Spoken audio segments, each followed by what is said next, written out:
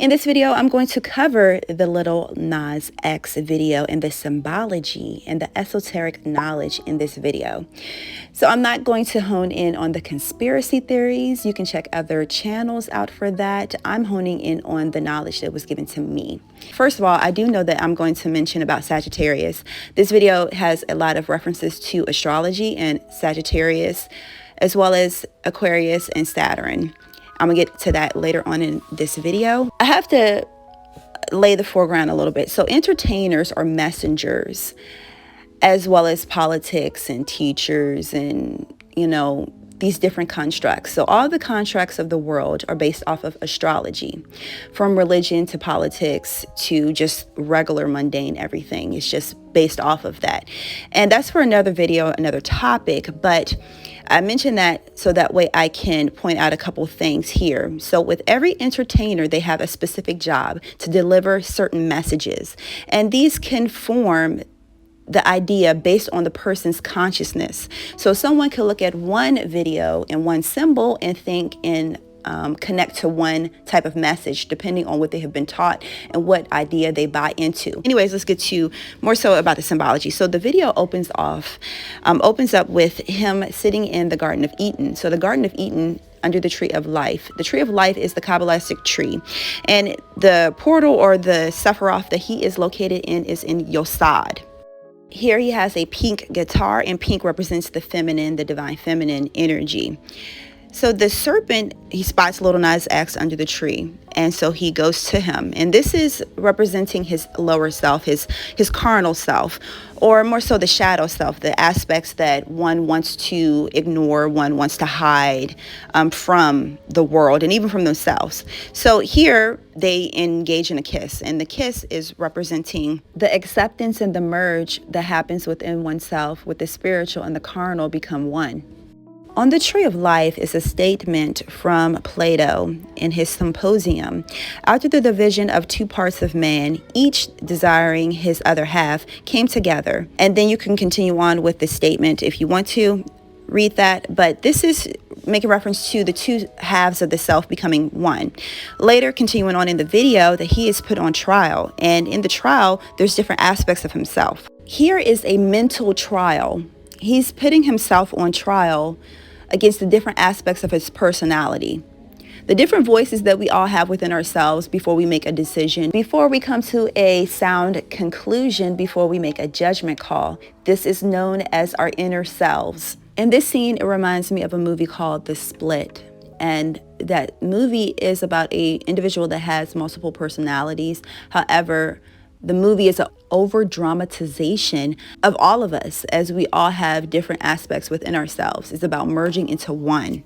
Next, he is seeming to be ascending to heaven, ascending upward, up the Tree of Life towards 𝐬𝐃𝐄.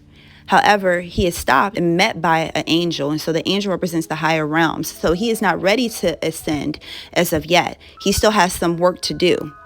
Here you see him on the pole. So the pole that he's sliding down is the spine. Here he is descending into the base chakra, into 𝐬𝐃𝐄𝐒.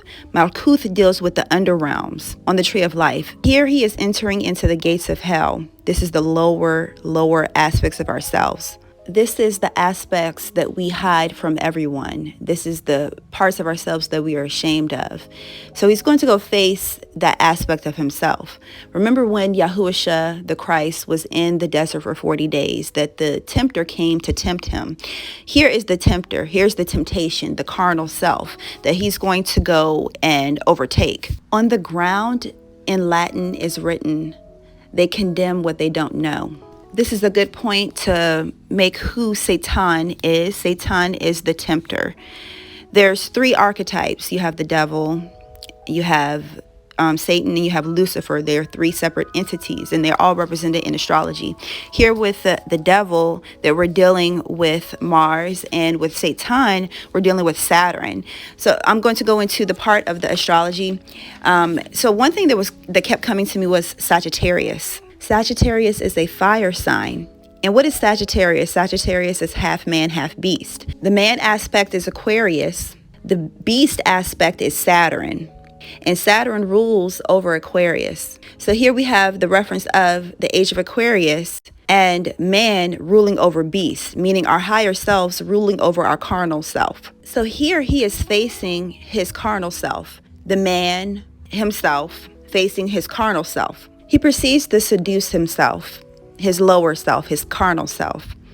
And that could be sexual energy, through sexual energy, and using that as an impetus to awaken, to drive one's consciousness forward. A lot of what majority of people know, or they think that they know about these different archetypes, was transformed in the Dark Ages. So the Dark Ages, they pushed dark ideas, they pushed fear.